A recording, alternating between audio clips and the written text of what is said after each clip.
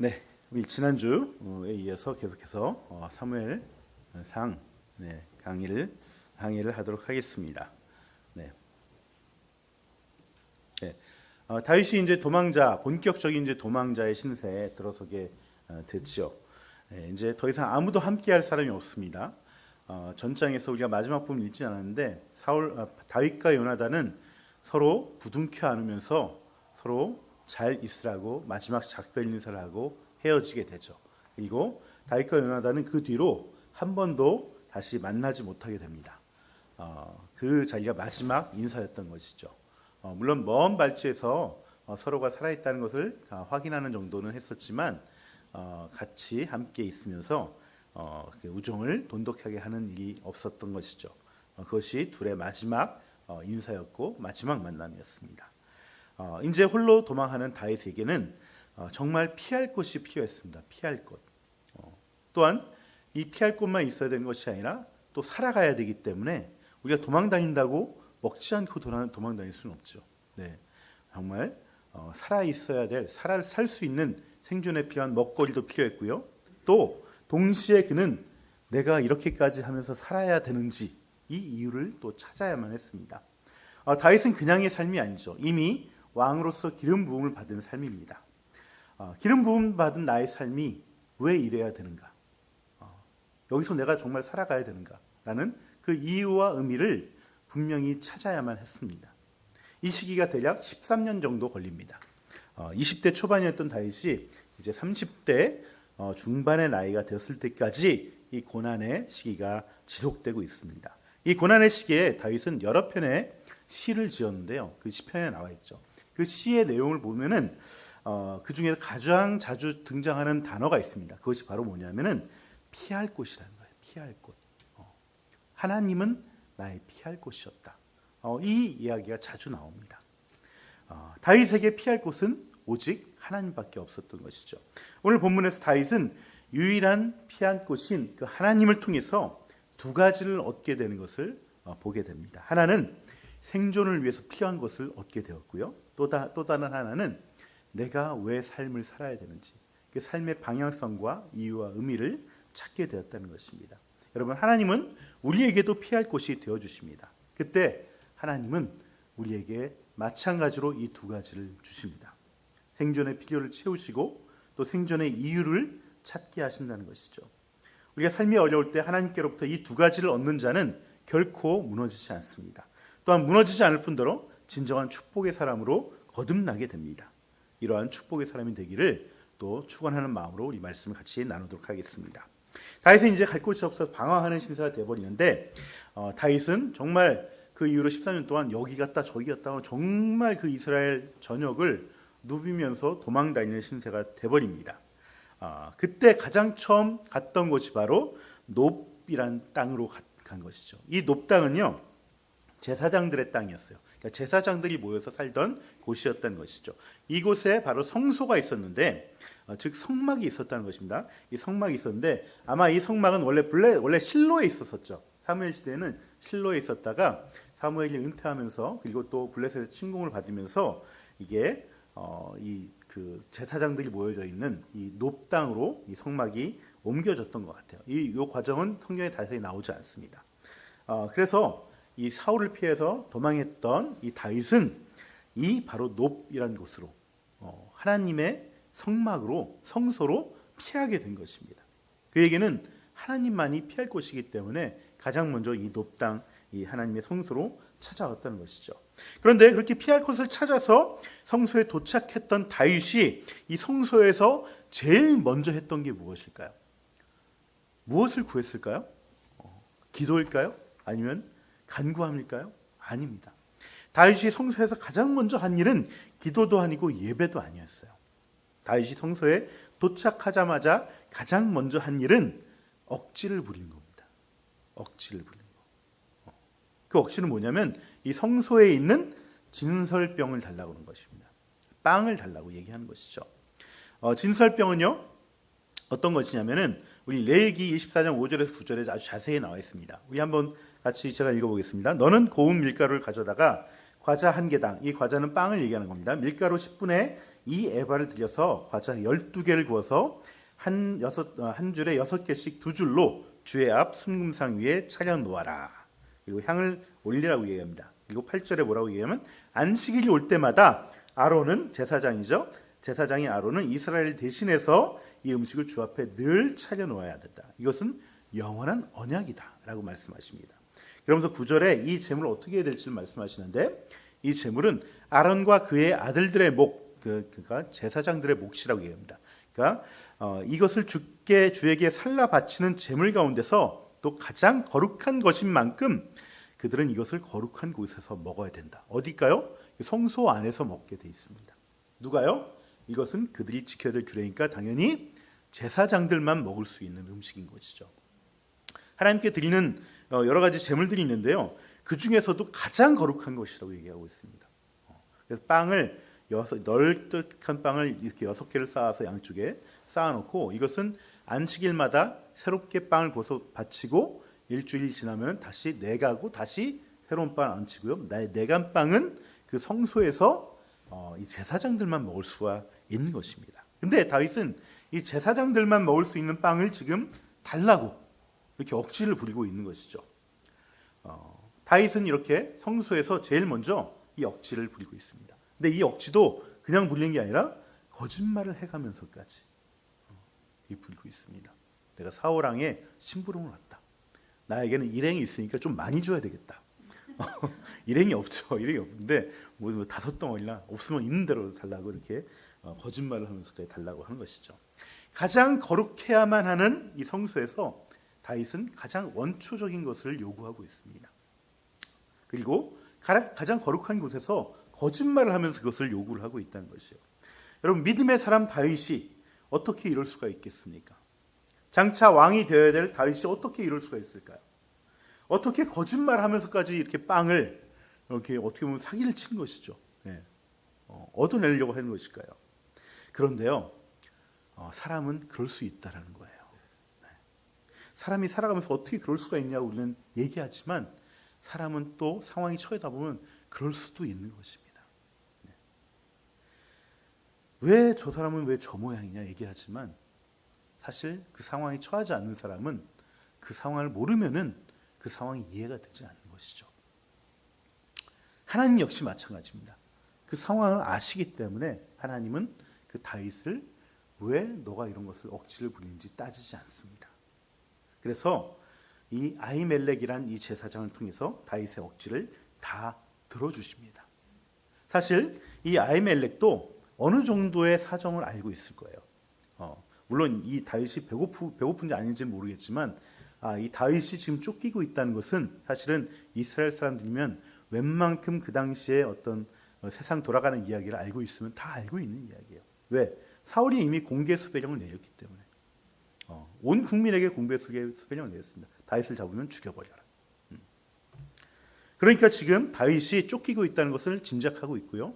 또 어느 정도 거짓말을 하고 있다는 걸 짐작하고 있습니다. 그래서 다윗이 처음에 성소에 도착했을 때 아히멜렉은 어떻게 다윗을 맞았냐면 떨면서 맞았다고 얘기하고 있어요. 떨면서. 사울이 지금 다윗을 공개 수배령을 내린 상태인데 그 공개 수배령이 내려진 이 공개 수배자가 지금 나를 찾아왔으니까 당연히 긴장하게 되죠. 이거 심상치 않은 상황이구나. 자칫 잘못하다가 내가 정쟁에 휘말릴 수도 있겠구나. 긴장할 수밖에 없습니다. 게다가 지금 그 성소에는 누가 와 있냐면 도액이라는 사람이 있습니다. 이 도액이라는 사람은 에돔 사람이지만 사울의 목자장이었던 사람이에요. 목자장. 그러니까 사울의 양이나 염소들을 관리해 주는 사람입니다. 여러분 왕이 가장 신임하는 사람 중에 하나가 뭐냐면은 이렇게 나에게 먹을 것을 바치는 사람, 술 맡은 관원, 떡 맡은 관원, 그리고 자기 재산인 이 동물들, 가축들을 관리하는 관원, 아주 신뢰하는 사람입니다. 당연히 이 사울의 아주 측근이라고 할 수 있는 도액이 여기 와 있어요. 근데 여기서 내가 조금이라도 잘못하면은 내가 화가 당할 것을 분명히 예견할 수가 있는 것이죠.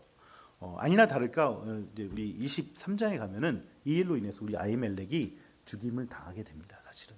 네. 그거는 제가 그날 가서 말씀드리고요. 아무튼 아주 굉장히 긴장 가운데 사실은 보통 때 같으면 어떻게 되겠습니까? 이거 안 되는 거야. 안 되는 거죠, 당연히. 지금 제사장만 먹는 거기 때문에 너 먹을 수 없어라고 얘기해야 되고 이렇게 해도 전혀 아무런 이 문제가 되지 않는 것입니다. 근데 저는 이것이 하나님께서 일하신 거라고 생각합니다.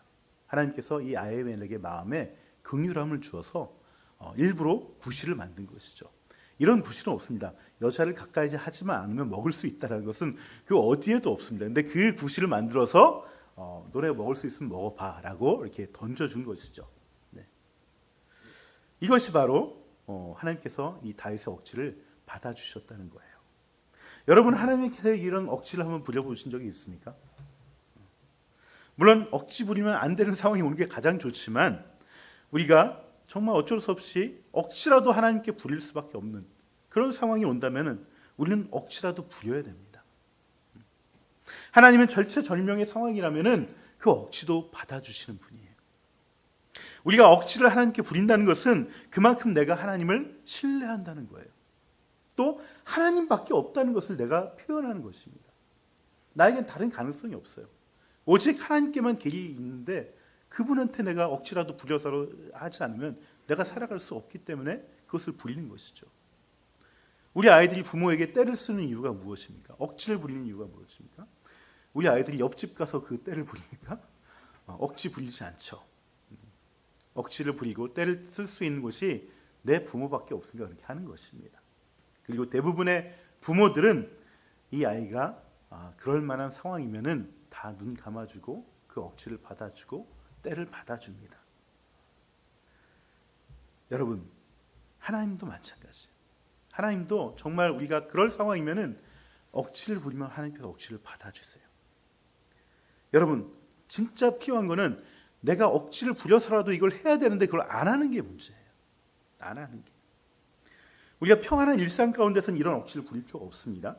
하나님도 그걸 좋아하지 않습니다. 하지만 정말 하나님밖에 방법이 없으면은 정말 하나님께 억지를 부리시면서 매달리셔야 되는 거예요. 이것이 다윗의 믿음이고요. 하나님은 이런 다윗의 믿음을 받으시고 또 이해하시고 또 수용하시고 들어주셨다는 거예요. 요즘 저희 21일 다니엘 기도회 하고 있는데 저는 다니엘 기도 하시면서 특별히 이런 것들 주님께 구하고 기도하면 좋겠습니다. 우리가 그 목장 모임에서 중보기도 나눌 때도 또 이런 다니엘 특별한 기도회 가운데 나눌 때도 우리가 정말 내가 할 수 없는 것들, 막혀 있는 것들, 이런 것들을 주님께 구하고 하나님께서 열어주시기를 간절히 정말 매달리면 좋겠어요. 다윗이 성소에서 구하는 것은 내 배고픔을 해결해 줄 한 끼의 빵을 구한 거예요. 그것도 가장 없어 보이는 방법으로 거짓말까지 하면서 하나님께 구한 것입니다.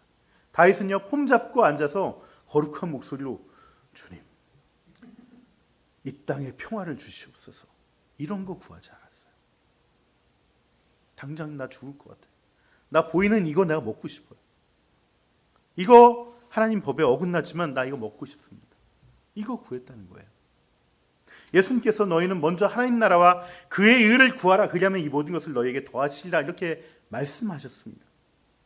이 말씀대로 우리가 하나님 나라의 의를 구하는 것도 중요하지만 하지만 그것 때문에 내가 당장 필요한 것을 구하지 않으면 안 돼요.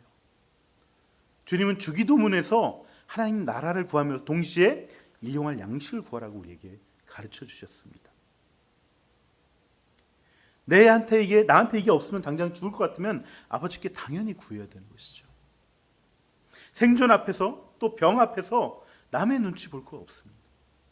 하나님께 억지를 부르시더라도 구하셔야 됩니다. 저는 개인적으로 이번 다니엘 기도회 때 뭘 구했을까요? 커피 트럭 행사를 구했습니다. 네. 계속 이제 커피 트럭 행사가 이제 문의가 들어오는데, 죄송합니다. 제가 커피 트럭으로 자비량을 하고 있습니다. 예, 처음 오셔가지고 모르실 것 같아서 말씀드리는데, 계속 이제 날짜 문의만 하고 캔슬되는 게 계속 있었어요. 네. 그리고 얼마 전에도 22일부터 일주일 동안 행사가 들어왔는데, 네, 교회에서 전도 행사를 커피로 하겠다고 서울에 있는 교회에서 저를 부르셨는데 아직 확정되지 않았다고 합니다. 네. 제가 어떻게 해야 되겠습니까? 어떻게 해야 되겠습니까? 네. 그 행사에서 돈 들어오게 해달라고 기도했습니다. 주님 알아서 다 책임져 주실 테니까 주시면 감사하고 안 주셔도 뭐 괜찮습니다. 이렇게 기도하지 않았습니다. 주님 저 죽을 것 같습니다. 이번 달도 또 빚 져야 되나요? 이거 안 주시면 좀 못 살아갑니다. 저 목회 못합니다. 이렇게 기도했습니다. 그리고 기도 응답을 받았습니다. 여러분, 이게 하나님께 가장 먼저 해야 될 거예요. 여러분, 거룩한 성소에서 우리는 하나님의 나라를 바라보고 하나님께 구하지만 동시에 나를 봐야 돼요. 내 처지를 봐야 돼요. 나한테 정말 필요한 거, 나한테 정말 내가 연약한 거, 부족한 거, 이것이 있다면 서슴없지 않고 주님께 구하고 매달리고, 안 되면 억지로라도 부려야 된다는 것입니다. 저도 한동안 SNS에 이 사진을 올렸던 기억이 있습니다. 그런데 이번 다니엘 기도회 때 중동의 선교사님이 이 사진을 올려주셔서 제가 오랜만에 이 사진을 다시 봤는데 이 기도회 사진이 있습니다. 한번 띄워주시겠어요? 네, 이 사진입니다. 어떤 어머니가 아이를 안고 이 보대기에 안고 하나님께 울며 불며 매달리는 것이죠. 아마 이분이 지금은 아마 할머니가 되지 않으셨을까? 하지만 젊었을 때 자기 아이를 얹고 이렇게 메고 이렇게 하나님께 정말 간절히 기도하는 모습입니다. 여러분, 이분이 지금 어떤 내용을 기도하셨을 것 같습니까? 1번, 세계 평화와 남북 통일을 위해서 기도했다. 2번, 불우한 이웃을 위해 기도한다. 3번, 당장 먹고 살 일에 대해서 간구한다. 뭐겠습니까? 물론 뭐 정확히 사진만 보고 알 수는 없지만은 자신의 삶의 문제를 놓고 그 무게를 놓고 기도하셨을 거예요. 요즘은 정말 세상이 좋아져서 먹고 살만해져서 예전처럼 이렇게 먹고 살만한 문제 때문에 막막해서 이렇게 이것 때문에 기도하고 안절부절하고 또 정말 울면서 매달리고 이런 기도의 모습은 없지만 그래도 이 시대에도 여전히 또 살기가 막막하신 분들이 많이 있습니다. 또 가족의 병 때문에 마음을 졸이시는 분들이 많이 있어요. 또 관계 어려움 때문에 힘들어하는 사람들도 많고요. 또 내가 연약하고 취약한 부분 때문에 내가 정말 고쳐지지 않는 것 때문에 정말 답답해하고 힘들어하시는 분들이 많이 계세요.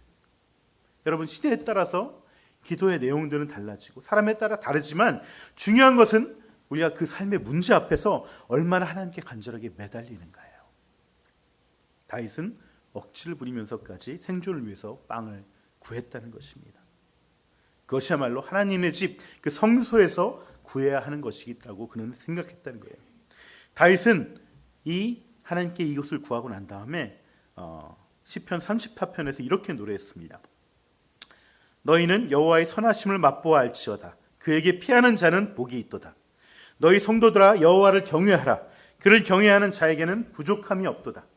젊은 사자는 궁핍하여 줄일지라도 여호와를 찾는 모든 자는 모든 것에 부족함이 없으리로다.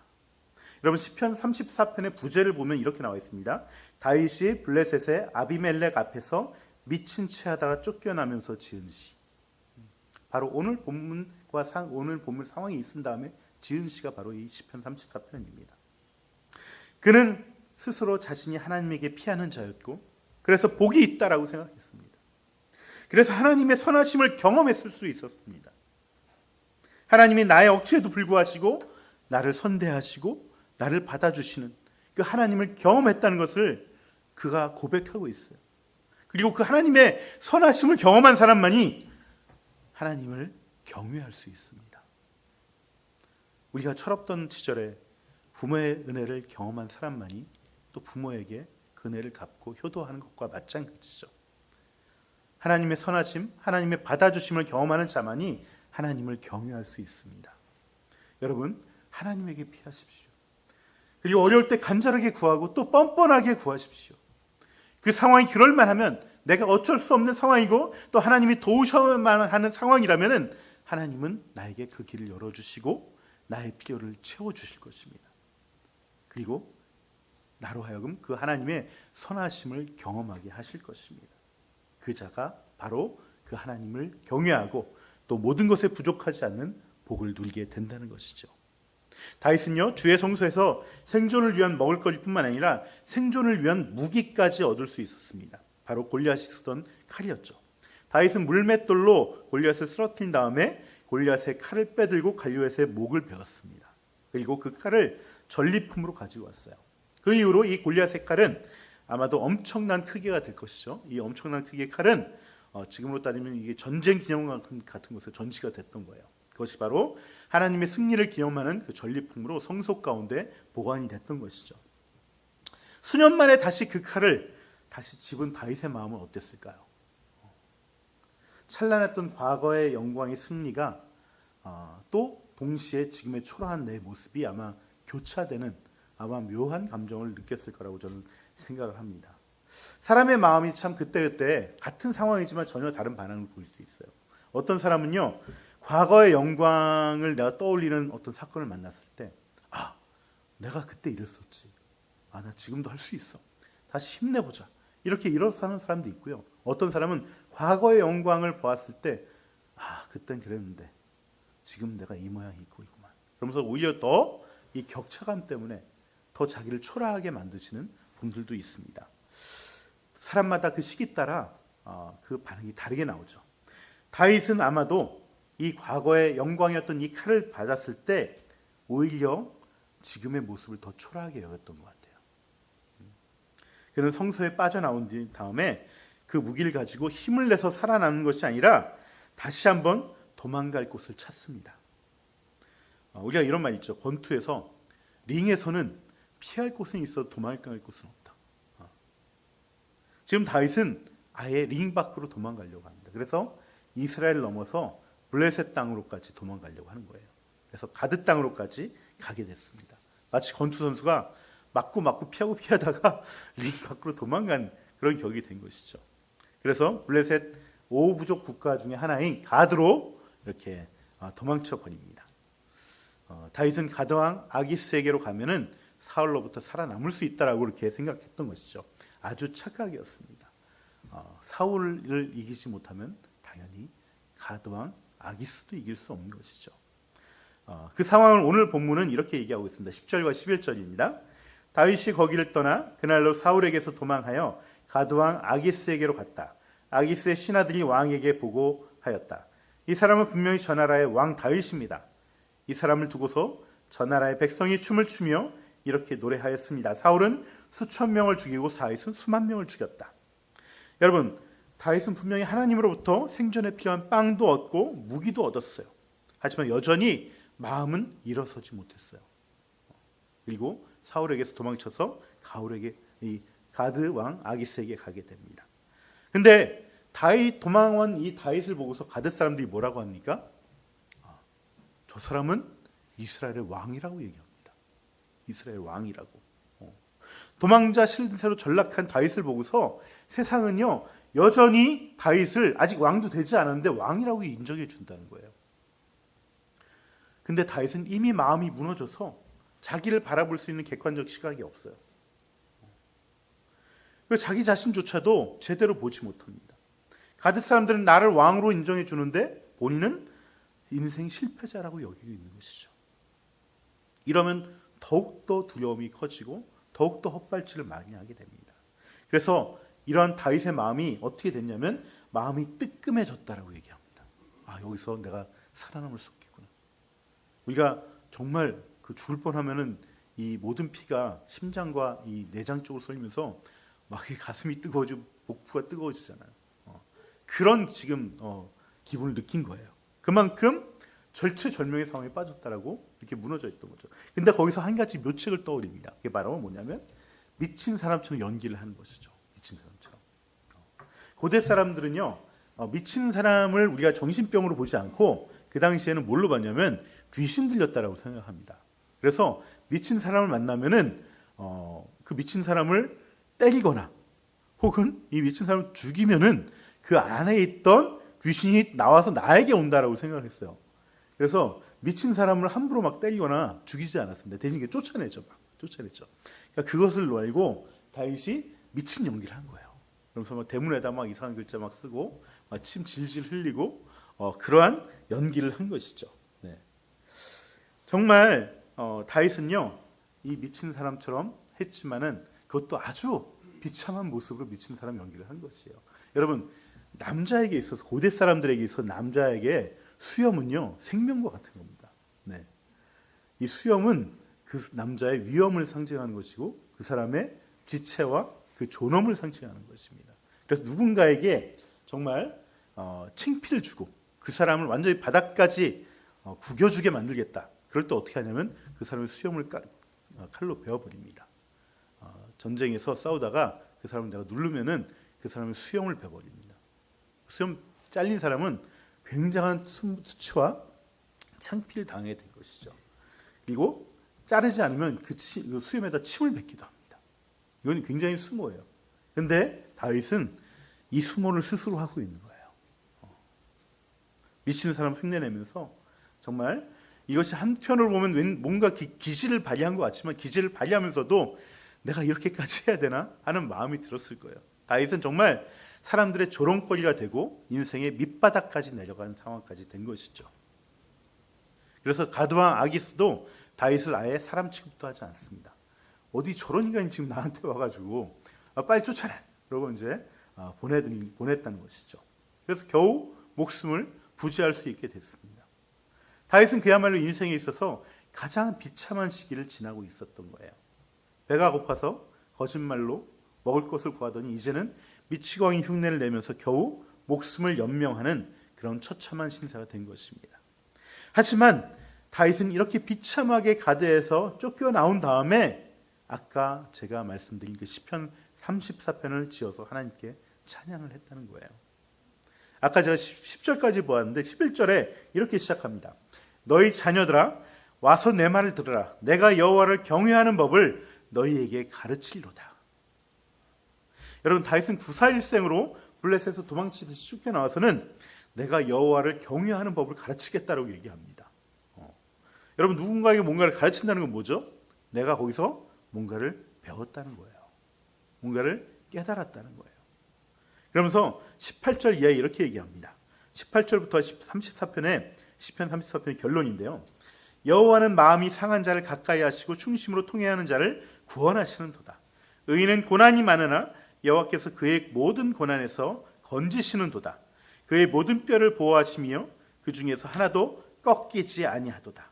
악이 악인을 죽일 것이라. 의인을 미워하는 자는 벌을 받으리로다. 여호와께서 그의 종들의 영혼을 속량하시나니 그에게 피하는 자는 다 벌을 받지 아니하리로다. 여러분 그가 깨달은 것은 다윗이 깨달은 것은 하나님은 마음이 상한 자를 가까이 하신다는 거예요. 그리고 의인은 고난을 많이 받을 수밖에 없다는 거예요. 내가 왜 이런 처지에 있어야 되지? 그게 아니라 내가 의인이기 때문에 내가 고난을 당하는구나. 이걸 깨닫게 된 것이죠. 하지만 결코 의인은 그 고난에서 꺾이지 않는다는 것도 배웠습니다. 하나님께서 끝끝내 구원하신다는 것도 배웠습니다. 그리고 가장 중요한 승리에 대한 확신을 얻었어요. 무엇이냐면 결국 악이 그 악인을 죽일 거라는 거예요. 의인을 미워하는 자는 결국 벌을 받게 될 것이라는 그러한 확신이 들었습니다. 여러분 이거는 정말 하나님께서 성령께서 깨닫게 하시지 않으면 알 수 없는 거예요. 내가 이렇게 비참하게 나와서도 나 같으면 울 것 같아. 여기 겨우 살았지만은 야, 나 이렇게까지 하면 살아야 돼? 가 아니라 내가 꺾이지 않았구나. 주님이 의인인 나를 끝끝내 나를 지키시는구나. 그걸 깨닫고 결국 내가 승리할 거야. 나를 쫓아오고 나를 죽이려 했던 사울은 악이 그 사울을 죽이도록 할 거야. 의인은 하나님께서 지키시고 의인을 핍박하는 자는 결국 벌을 받을 것이야. 라는 승리에 대한 최후 승리에 대한 확신을 갖게 됐다는 거예요. 그래서 그 이후로 다윗은 이 사울로 인해 여전히 쫓겨다니면서도 한 번도 낙망하거나 흔들리지 않았습니다. 게다가 내가 몸부림쳐서 뭔가를 하지 않고 내가 사울에게 보복하지 않아도 하나님께서 그 사울을 다 처리해 주실 거야라는 그 믿음으로 한 번도 복수하지 않고 대항하지 않았다는 것이죠. 또다시 도망다니게 될지라도 나에게는 피할 곳이 있기 때문에 그곳으로 가면 된다는 것입니다. 여러분 다윗은 이렇게 자신의 이 고난을 통해서 자신의 십자가를 넘어선 거예요. 생명을 가진 존재라면 누구나 갖고 있는 이 죽음에 대한 두려움, 이 두려움이란 십자가, 죽음이란 십자가, 그리고 정말 내려놓기 싫은 자기 자존심이란 십자가를 통과하게 된 것입니다. 어떤 죽음의 두려움이 다가와도 하나님이 나를 건지신다는 이 믿음이 생겨났고요. 정말 수염에 침을 흘리는 그 비참한 모습으로 자존심이 바닥까지 갔다 왔던 이 인생의 경험을 통해서 그는 십자가를 통과하였다는 것입니다. 그런데 이 다윗이 이 역경 속에서 주님께 자기를 피하고 또 고난을 통해서 십자가를 통과하자 그에게 놀라운 변화가 나타나기 시작했습니다. 그 내용이 바로 그 다음 장인 22장 1절로 2절에 나옵니다. 우리 같이 읽어보겠습니다. 다윗은 거기에서 떠나 아둘람 굴 속으로 몸을 피하였다. 그러자 형들과 온 집안이 그 소식을 듣고 그곳으로 내려가 그에게 이르렀다. 그들뿐만 아니라 압제를 받는 사람들과 빚에 시달리는 사람들과 원통하고 억울한 일을 당한 사람들도 모두 다윗의 주변으로 몰려들었다. 이렇게 해서 다윗은 그들의 우두머리가 되었는데 400여 명이나 되는 사람들이 그를 따랐다. 여러분, 이 고난을 겪고 그 십자가를 통과하자 다윗에게 드디어 뭐가 생겼냐면 리더십이 생기기 시작했어요. 사람들이 모이기 시작했어요. 세상에 정말 실패하고 마음이 상한 자들, 도망다니고 압제받고 원통해하는 사람들이 다 다윗에게 몰려들었다는 것입니다. 다윗 역시 그들의 마음을 나도 경험해봤기 때문에 이해하고 그들을 품었다는 거예요. 만약에 다윗이 골리앗을 이긴 다음에 성공 가도로만 달렸다면 그들에게는 다윗에게는 이러한 리더십이 생기지 않았을 것입니다. 하지만 이제는 예전에는 상종도 하지 않았던 사람들을 아우르고 또 그들과 더불어서 하나님 나라의 진정한 왕권을 만들어가기 시작했다는 것입니다. 이것이 다윗이 진정한 축복의 사람으로 거듭나는 것이고 그가 삶의 이유와 목적을 찾은 계기가 되는 것이죠. 다윗의 전성기는요, 골리앗을 쓰러뜨렸을 때가 아니라 바로 이때부터가 전성기가 시작됩니다. 이때부터 그는 왕으로서의 면모가 갖춰져 가고 자기의 왕으로서의 통치 방법과 가치가 어디에 있는지를 분명하게 세워나가기 시작했다는 것입니다. 여러분, 진정 축복의 사람은요, 고난을 받아야 됩니다. 그리고 그 안에서 하나님의 선하심을 경험하고 일어서야 됩니다. 그때야 비로소 진정한 섬김을 할 수 있고 또한 주님께 이름을 높일 수 있기 때문에 그렇습니다. 우리 그러한 축복의 사람을 사모하고 가는 그러한 저희들 되면 좋겠습니다. 우리 날자매님도 목장을 통해서 이 축복의 사람, 섬김의 사람이 되기를 주님을 축원합니다. 우리 같이